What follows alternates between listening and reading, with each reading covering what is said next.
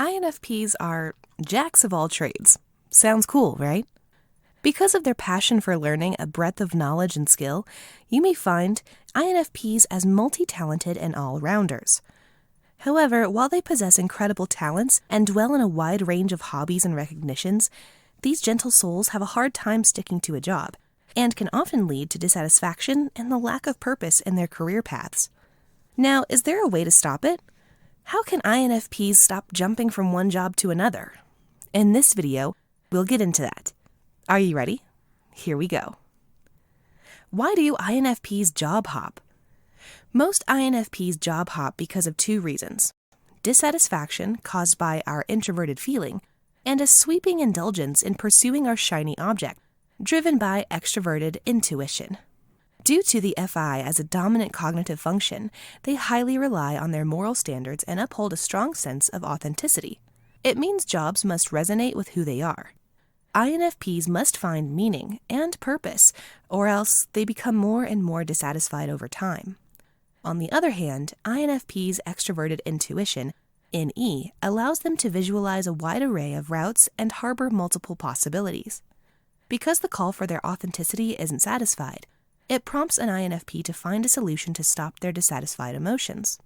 They would read self-help books, try to change their behavior, be an optimist, or even get advice from others. But when nothing else works to stop their surging emotions of dissatisfaction, INFPs are bound to idealize and think, I could have done better elsewhere, or there are more opportunities outside rather than here. That is our NE on the move. However, there are many cases where INFPs follow shiny objects that end up not working for them. I know it's frustrating, especially when you're in the third, fourth, or fifth job and still remain unfulfilled. I was in the same rut too. Because I've experienced so many major jobs, sales, marketing, technical, teaching, and many more, and detached from them in a short period, I started fearing that the cycle would go on and I would live my life to only find and quit jobs. Is this all life is? I thought. Now, the question is, why can't INFPs find meaning as easily as others say? As time goes by, I pondered about it, and here's my realization. As INFPs enter the adult world, they have to put away their childlike lenses and learn to conform to the demands and norms of the majority. But while others can suck up a toxic job, sadly, INFPs just can't, due to their need to cater to their authenticity with their morals and values.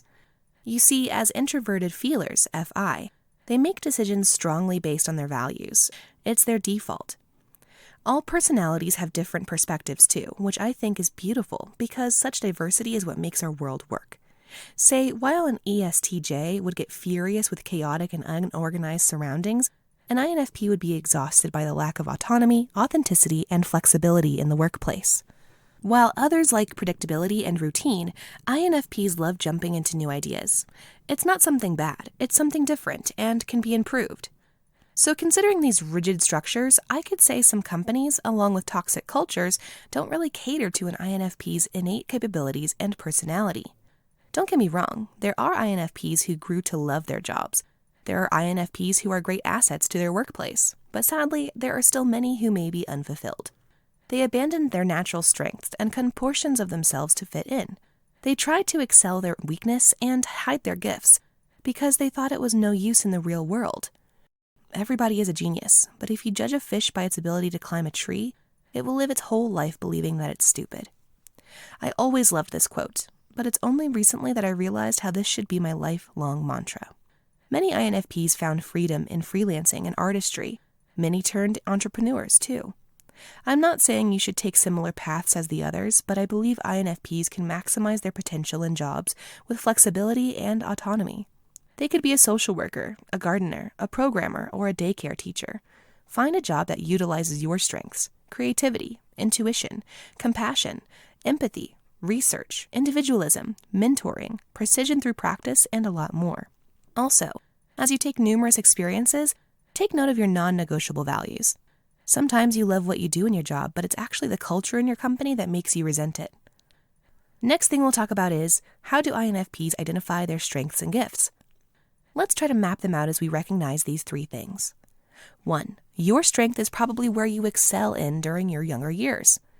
The things you loved when you were a child or a teenager are probably the areas you can excel in later in life.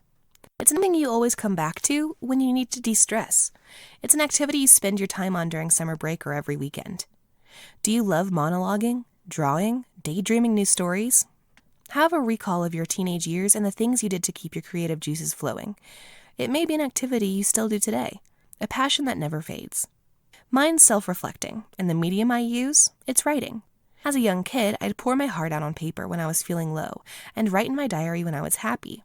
I'd scribble down my deepest thoughts and also write when I have a story to tell. I even rewrite encyclopedia and dictionary words in my cute spring notebook. And you know what? Nobody encouraged me to build a career around this. I've been discouraged and mocked that my passion won't amount to anything. So why not just send a job application again? But because writing has always been my comfort zone, I couldn't let it go completely. So I took baby steps, looked for jobs related to it. It wasn't an easy start because although I thought of myself as a good writer, the editors and professionals thought otherwise. Truth is, my skills were still mediocre. So in the previous years, I've been gathering new experiences to get better bit by bit. Your strengths might lie in your passions too. Find that link between what you're good at and what the world needs. Nurture it, and you might just find your purpose. Once you break through that wall and clear the fog around your career, you'll see how much further you can go with your talents, and you'll probably find a bunch of people out there doing the same stuff you love. 2. Seek your strength in the personal projects you've hidden from the world. I'm also thinking your talent could be those hobbies or projects you keep to yourself. Something you're deeply connected to, and it almost reveals your truest self. Do you know why you won't let others touch, see, or hear your work? It's because you fear people would judge a project you poured your heart into, and it would mean directly judging you too. I know, it's an I would rather die than let anyone else see my work's dilemma. But here's how I see it now. If we could invest so much free time and heart into a project that no one gets to see, why not invest the same effort in projects people get to see?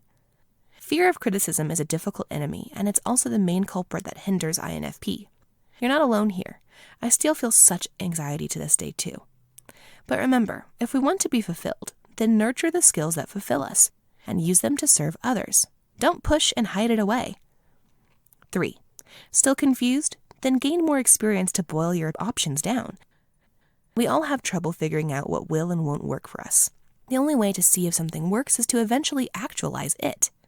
Gain experiences. Don't simply envision, but have proof that these ideas resonate with you. Our imaginations can fool us, but experiences will never. After months or even years of this process, you will get a breakthrough. You will soon see patterns in your behavior and better understand what makes you happy and which ones don't. The more you make a move, the more you discover. So keep moving. Despite everything I said, honestly, I don't think I will ever stop job hopping. While I enjoy my career path, I also know that INFPs are discoverers who have an eye for new opportunities. Only that, after a time, the breadth of experiences we gather will soon start to merge at one point, and the skills and values garnered from job hopping will be used for a certain cause. You are wise now, but will even grow wiser through time. In conclusion, being a jack of all trades has a purpose. You're given the capacity to gather multiple skills. You have a lot of room for learning, so you better fill it in. We may bloom late through this process, but one day you'll realize how all these skills will connect, complementing each other. I truly believe that when time comes, you must have the courage to follow your authenticity. Seek a way to freely utilize it and serve people with it. It may take years, but keep faith. You're picking up puzzle pieces in your every experience. Be in alignment with your strengths and move unwaveringly forward. That's it. I hope this video gave you insights. What are your thoughts? And if you're someone who has overcome the struggles of job hopping, can you share your experiences below? Thanks for watching.